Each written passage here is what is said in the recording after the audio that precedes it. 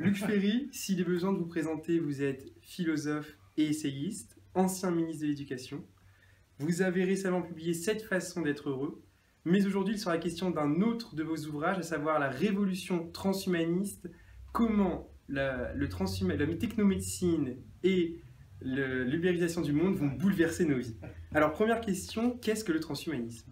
Bon, il y a trois idées majeures, il y a beaucoup d'autres autour, mais pour vous répondre en 2 minutes, il y a trois idées majeures. D'abord, c'est un très grand courant aux États-Unis qui est financé par les GAFA et notamment par Google. Google a mis des milliards de dollars dans le projet transhumaniste. Et donc, aux États-Unis, il y a eu des dizaines de milliers d'articles, de livres, de conférences, de débats. Les plus grands philosophes à l'étranger s'y sont intéressés déjà depuis des années et des années. Jürgen Habermas en Allemagne, Michael Sandel aux États-Unis, Fukuyama aussi. Enfin bref, c'est donc un mouvement qui existe vraiment dans le monde, et notamment dans le monde américain et dans la Silicon Valley. Trois idées fondamentales. Première idée, passer d'une médecine thérapeutique à une médecine de l'augmentation, enhancement en anglais, améliorer, augmenter l'être humain, un peu comme on augmente un maïs ou un grain de riz, un OGM, un organisme génétiquement modifié. Donc il s'agit d'améliorer l'espèce humaine et donc de la rendre plus belle, plus forte, plus intelligente, plus sensible, plus sage, que sais-je encore.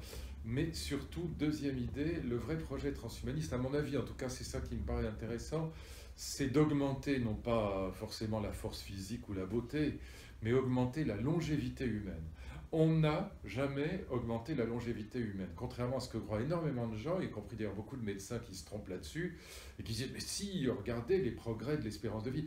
Mais ils confondent deux choses, ils confondent l'espérance de vie à la naissance, qui a formidablement augmenté au XXe siècle. Pour vous donner juste un chiffre, en 1900, l'espérance de vie est de 45 ans en France. Aujourd'hui, elle est de 82 ans en moyenne, 79 ans pour les garçons, enfin pour les hommes, et 84 ans pour les femmes. Mais on meurt toujours à peu près au même moment. On meurt toujours, disons, autour de 100 ans. Jeanne Calment, 122 ans, reste un record mondial. Et il y avait déjà dans l'Antiquité chinoise ou grecque des gens qui vivaient 100 ans. Donc on n'a pas augmenté la vie, on a augmenté l'espérance de vie. Et ce que vraiment veut faire le transhumanisme, c'est augmenter vraiment la longévité humaine. Pourquoi ? Pour arriver à fabriquer une humanité qui serait jeune et vieille à la fois. C'est-à-dire qu'il y aurait voilà, la beauté, la force de la jeunesse et l'expérience ou la sagesse, entre guillemets, de la vieillesse. Bon, il y a un adage qui le dit, que tout le monde connaît, si jeunesse savait, si vieillesse pouvait. Il s'agit de réconcilier les deux. Et la troisième idée, c'est from chance to choice. Passer de la loterie génétique, donc qui est arbitraire, voilà, la maladie génétique vous tombe dessus, vous avez un enfant qui a la mucoviscidose, vous n'y pouvez rien, c'est un destin qui vous tombe dessus. Donc passer de cette loterie génétique, from chance, hein, la chance au sens statistique du terme, qui est souvent une malchance, et donc au choix, c'est-à-dire à l'ingénierie génétique, c'est-à-dire corriger, par exemple, dans l'embryon, grâce au fameux sécateur d'ADN qui s'appelle le CRISPR-Cas9, corrige, qui a été inventé par une jeune Française, Emmanuelle Charpentier, par Jennifer Doudna, une jeune américaine. Elles ont inventé ça ensemble, ce sécateur d'ADN qui permet de couper-coller l'ADN aussi facilement qu'on coupe ou on colle un mot sur un traitement de texte. Et donc l'idée, c'est qu'un jour, grâce à l'ingénierie génétique, on pourra corriger dans l'embryon des gènes mutés, des gènes abîmés, et qu'on pourra par conséquent aller dans cette égalisation des conditions. L'idée, c'est qu'après avoir égalisé les conditions sociales avec l'État-providence, le temps est venu d'égaliser les conditions naturelles. Donc, vous voyez, c'est pas du tout, contrairement à ce que disent un certain nombre d'imbéciles en France, c'est pas du tout un projet fasciste. C'est un projet, au contraire, qui est plutôt animé par des anciens gauchistes, libertariens. C'est pas du tout un projet fasciste. Alors, cela dit, c'est l'idée de modifier l'espèce humaine, évidemment, comprend beaucoup de dangers. Mais voilà, les trois idées fondamentales, c'est ça. Augmentation de la longévité et égalisation des conditions sur le plan naturel. Et alors vous distinguez dans votre ouvrage deux transhumanismes, un transhumanisme que vous appelez cybernétique et un transhumanisme biologique. Est-ce que vous pourriez revenir sur cette distinction que vous établissez? C'est toute la question de l'intelligence artificielle. Vous savez que Google a des filiales, c'est d'ailleurs pour ça qu'il s'appelle Alphabet. Il y a une filiale qui s'appelle Calico, qui a été créée en 2013, Californian Life Company, qui a pour finalité donc, de travailler à lutter contre la vieillesse et à l'augmentation de la longévité. Et puis vous avez une filiale qui s'appelle Google Brain, et qui a pour mission de travailler à l'intelligence artificielle forte, c'est de là que vient le projet de la post-humanité. Alors, je vous explique en 2 mots, mais évidemment, il faudrait beaucoup de temps pour expliquer bien, mais il y a 2 intelligences artificielles. Beaucoup de gens les confondent. Il y a la faible et la forte. La faible, c'est celle qui est capable de battre le champion du monde d'échecs ou le champion du monde de jeux de Go. Ça, c'est déjà absolument incroyable, mais c'est aujourd'hui totalement courant et avéré. L'intelligence artificielle forte, c'est le projet sur lequel travaille Google, d'abord en ayant créé l'Université de la Singularité en 2008, qui est dirigée par Ray Kurzweil, et puis aujourd'hui avec Google Brain, le cerveau, Google qui travaille sur le cerveau. Et l'idée, c'est de fabriquer un jour un cerveau en silicone, un cerveau qui serait plus un cerveau en matière biologique, si vous voulez. Et donc l'idée, c'est que, au fond, ils sont matérialistes. Donc ils pensent que nous sommes déjà des machines. Et que quelle que soit la complexité d'une machine, on doit pouvoir l'imiter, on doit pouvoir la refaire.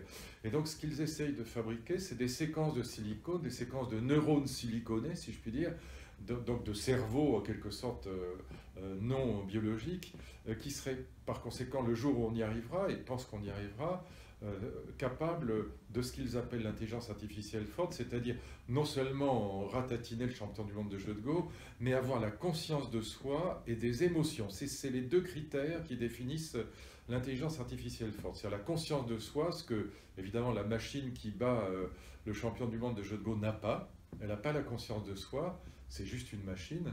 Là, ce serait une machine qui aurait la conscience de soi comme nous, donc une vraie intelligence humaine, et des émotions, la jalousie, la haine, l'amour, etc.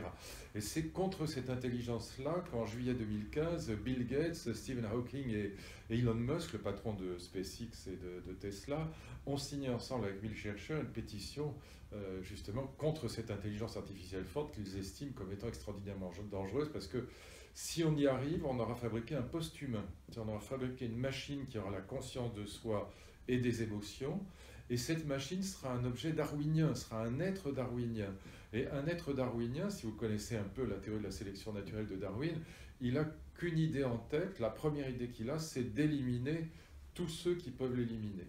Voilà. Et donc, ce projet, personne ne sait aujourd'hui si c'est... Il y a des gens qui pensent que c'est délirant. Voilà, c'est compliqué de dire que c'est délirant à partir du moment où des gens comme Stephen Hawking, Elon Musk et Bill Gates y croient. C'est pas Alain Finkielkraut, Régis Debray et Michel Onfray, c'est pas des fanatiques de la Troisième République, ce sont les artisans de la Troisième Révolution industrielle, ce sont les artisans de cette révolution de l'intelligence artificielle, de la robotique et de l'économie collaborative. Bon, donc ils sont vraiment dedans. S'ils y croient, il faut quand même faire attention. Et si Google a mis des milliards de dollars là-dedans, il faut quand même se demander si c'est pas imaginable. D'autant que Google Brain a déjà fabriqué des séquences de neurones siliconés qui sont capables de discuter entre elles, en ayant fabriqué un code commun que le programmateur lui-même ne peut plus décrypter. Donc vous pouvez aller voir ça, hein. Surtout ne me croyez jamais, allez voir toujours sur Google, allez voir sur Google Brain, donc ces séquences de neurones qui discutent entre elles, c'est quand même très très impressionnant. Et oui, là ça peut être inquiétant parce qu'on fabriquerait une post-humanité qui serait très dangereuse pour nous. Oui, donc en tout cas, voilà, c'est le projet, c'est un des projets de Google et à mon avis, il faut quand même les prendre au sérieux. Vous citez dans votre livre la phrase de Woody Allen, « L'éternité c'est long, surtout vers la fin ». Oui. Or, l'un des enjeux de la technomédecine est de créer un homme potentiellement immortel. Est-ce qu'au fond, une vie de 300 ans ne serait pas un peu ennuyeuse, surtout vers la fin ? Alors d'abord, il faut bien voir que tant qu'on restera incarné, tant que notre intelligence restera incarnée dans un corps biologique, on sera forcément mortel. On mourra, comme dit mon ami Jean-Didier Vincent, sur le modèle du service à thé de la grand-mère. Il y a toujours quelqu'un qui fait tomber bêtement la tasse par terre, elle explose, elle se casse et c'est fini. Donc on mourra dans un attentat, dans un suicide, dans une explosion, un accident, mais on mourra. C'est pourquoi le vrai projet de parvenir à l'immortalité, c'est avec les machines, c'est de ce qu'on appelait tout à l'heure la post-humanité. Le puzzle, télécharger sa conscience dans un ordinateur ? Non, moi je ne crois pas à ça, l'idée qu'on va télécharger sa conscience comme sur une clé USB.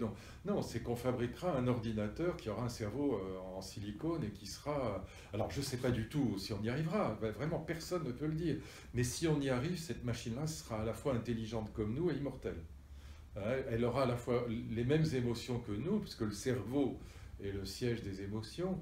Et donc, si on y arrive, en tout cas, là, on aura vraiment une intelligence immortelle. Bon, encore une fois, sincèrement, je crois que personne ne peut... Moi, j'ai discuté avec des gens de l'Université de la Singularité, personne ne peut dire si le projet est délirant ou pas. Voilà.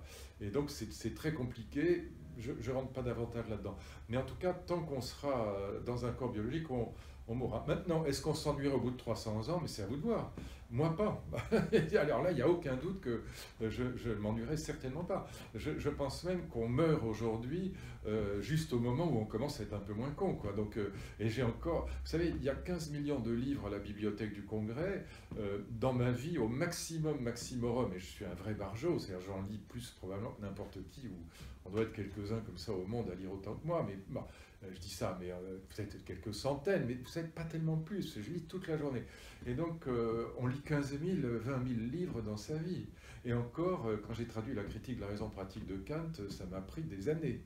La critique de la raison pure, j'ai mis 5 ans à la lire vraiment, parce que le cœur de la critique de la raison pure, c'est très compliqué. Hein, les analogies de l'expérience, voilà, le cœur du cœur de la critique, les professeurs d'université, ils s'arrêtent à l'esthétique transcendantale, ils sautent à la dialectique, sauf les spécialistes fanatiques comme moi, et quelques autres, mais il n'y en a pas beaucoup. Et donc, il y a tellement de gens à aimer, tellement de langues à apprendre, tellement de peuples à découvrir, de cultures à découvrir, de l'intérieur. Je parle pas le chinois, j'ai lu toutes les traductions possibles et imaginables en anglais, en allemand, en français du Tao Te Ching, mais il faudrait combien de dizaines d'années de plus. Qu'est-ce que c'est, pardon, le Tao Te Ching? Le Tao Te Ching, c'est le plus grand livre de la sagesse chinoise. C'est le livre qui est attribué à Lao Tzu, c'est le taoïsme. C'est le livre fondateur du taoïsme. Voilà. Donc vous avez deux grandes sagesses chinoises, enfin les deux plus grandes, il y en a une troisième, mais les deux plus grandes, c'est le confucianisme d'un côté et le taoïsme de l'autre. Mais je ne peux pas le lire en chinois. Il faudrait combien de temps pour que j'arrive à lire vraiment le taoïsme, les textes taoïstes en chinois?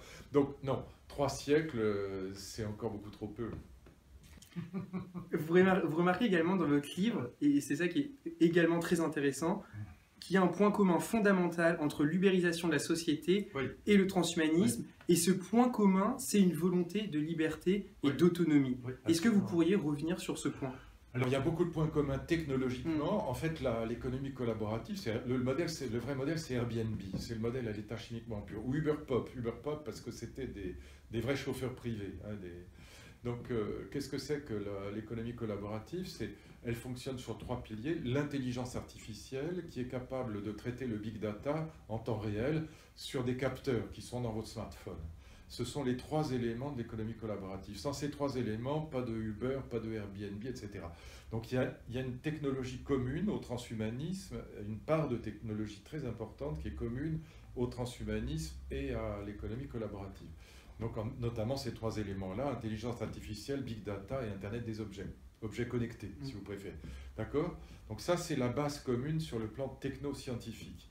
Maintenant, il y a aussi toute une idéologie commune, c'est pas pour rien que tout ça nous vient aussi de la Silicon Valley, et l'idée, c'est from chance to choice, c'est-à-dire qu'au fond, ça s'inscrit dans un très grand mouvement démocratique qui est de lutter contre l'hétéronomie au nom de l'autonomie. Ce que disent les particuliers qui ont mis leur appartement sur Airbnb, ils disent aux hôteliers et à l'État, mais foutez-nous la paix. Donc il y a une idéologie très libérale derrière, alors qui est loin d'être toujours juste d'ailleurs, parce que par exemple les hôteliers à Paris, ils disent, mais attendez, nous on a des normes handicap, on a des normes à Paris ou ailleurs, hein, quand je dis à Paris, c'est parce que je pensais au nombre de chambres, il y a 66 000 chambres Airbnb à Paris. C'est énorme. Et donc les hôteliers disent, mais attendez, on a des normes incendie, des normes handicap, on a des charges sociales, on a des salariés, on a des murs à entretenir. Vous n'avez rien de tout ça. Concurrence déloyale. Concurrence déloyale. C'est pas vrai pour les taxis, parce que les taxis n'avaient qu'à s'uberiser eux-mêmes, à la limite, si c'était uberisé, Uber n'existerait pas. Tandis que les hôteliers ont un très bon argument en disant, mais on a des réglementations qui s'imposent à nous et qui ne sont pas celles des particuliers. Bon, donc il y a un côté très libéral, libertaire dans l'économie collaborative qui est en fait pas du tout collaborative.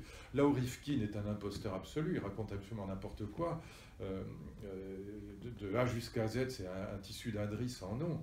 Alors, ce qui est embêtant, parce que ces livres sont très bien faits, ils sont très intéressants, et il parle de la 3e révolution industrielle, il a le mérite de parler de ce qui se passe. Mais ces conclusions qu'on va vivre, la fin du capitalisme, la fin du profit et l'âge de l'accès, sont totalement absurdes. On vit exactement le contraire. L'économie collaborative, c'est dérégulation, il n'y a qu'à demander aux hôteliers. Donc dérégulation, déréglementation, c'est des profits absolument colossaux. La capitalisation en bourse d'Airbnb, c'est 30 milliards de dollars. Le groupe Accor, pour vous donner un concurrent, c'est 11 milliards. C'est 3 fois plus pratiquement que...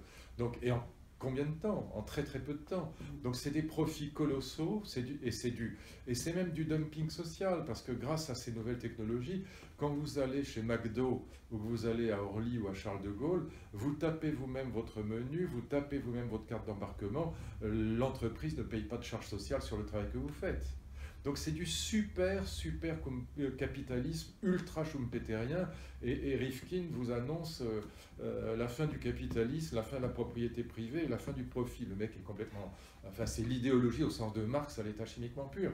Donc oui, derrière l'économie collaborative comme derrière le transhumanisme, il y a un projet libertarien, on dirait aux États-Unis. C'est à la fois libertaire et très libéral. Et donc, oui, bien sûr, c'est un projet qui pose évidemment une question cruciale. C'est la question qui est un peu le fil rouge de mon livre, c'est la question de la régulation. Et justement, vous écrivez dans votre livre, dans le monde technicien, il ne s'agit plus de dominer la nature ou la société pour être plus libre et plus heureux, mais de maîtriser pour maîtriser, de dominer pour dominer.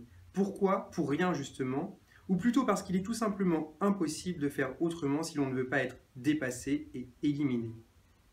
Vit-on dans une société... Oui, c'est une des caractéristiques du monde capitaliste, de la mondialisation. La mondialisation, elle met en compétition tout le monde avec tout le monde. Et depuis l'invention du web en 1990, le web qui n'est pas l'Internet, le web c'est une application de l'Internet inventée par Tim Berners-Lee et Robert Cailliau, donc un Britannique et un Belge, qui fait que nous sommes tous reliés entre nous à n'importe quel point du globe et à n'importe quelle heure du jour ou de la nuit. Donc c'est la métaphore de la toile d'araignée, le web. Et donc la mondialisation, la vraie mondialisation, celle que nous vivons aujourd'hui, alors on peut prendre plusieurs périodisations et plusieurs définitions, mais pour moi la vraie mondialisation, c'est celle qui est rendue possible par le web. Et cette mondialisation, elle met tout le monde en concurrence avec tout le monde, ce qui fait que si vous êtes un chef d'entreprise, si vous n'innovez pas en permanence, vous êtes dans un monde darwinien où vous êtes éliminé à la seconde. Et donc vous êtes comme quelqu'un qui tombe en haut d'un escalier et qui se prend le pied et qui est obligé de courir de plus en plus vite pour ne pas se ramasser. Bon. Mais alors, est-ce qu'on vit dans une société sans idéal, justement, à trop courir sans savoir pourquoi? Non, ça ne veut pas dire ça. C'est un des aspects du capitalisme. C'est un des aspects du capitalisme, c'est cette compétition mondialisée.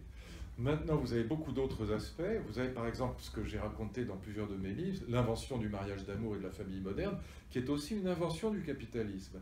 Parce que quand on arrache les individus avec la naissance du marché du travail, avec la naissance du salariat, les individus vont s'arracher aux structures traditionnelles qui étaient à la fois religieuses et paysannes. Les jeunes gens vont monter, comme on dit, travailler à la ville, où ils vont devenir des électrons libres. J'ai parlé en termes philosophiques plus clairs et plus sérieux qu'électrons libres. Les individus deviennent des individus grâce au salariat, grâce au marché du travail, parce qu'ils s'arrachent encore une fois à ces structures traditionnelles, à ces villages dans lesquels on était marié à votre âge sans avoir son mot à dire. On ne se mariait pas, on était marié. Hein, et on était marié avec le un tel ou avec la un tel d'un côté pour réconcilier des familles par exemple et cultiver, mettre ensemble des parcelles de terrain qu'on cultivera plus facilement. Et donc j'ai employé des mots qui ont vraiment du sens. Dans les sociétés traditionnelles, les individus sont les membres d'un corps social. Les métaphores biologiques ont du sens. On est dans des sociétés holistiques, holos en grec, c'est-à-dire le tout, des sociétés dans lesquelles l'individu n'existe pas. Il n'y a que des membres. Et un membre, ça ne s'arrache pas. Si je vous arrache un bras, vous mourrez. Et donc, ce que le capitalisme va inventer, c'est l'individu moderne, c'est-à-dire l'individu autonome. C'est l'autonomie des femmes aussi. C'est-à-dire, dans cette société capitaliste où les femmes vont obtenir le droit de vote, là où dans des sociétés, dans les théocraties, on leur interdit le permis de conduire. Bon. Et donc, on a là quelque chose qui est un autre aspect du capitalisme. Il y a cet aspect de concurrence et de compétition mondialisée qui fait qu'on est obligé d'innover, sinon on crève.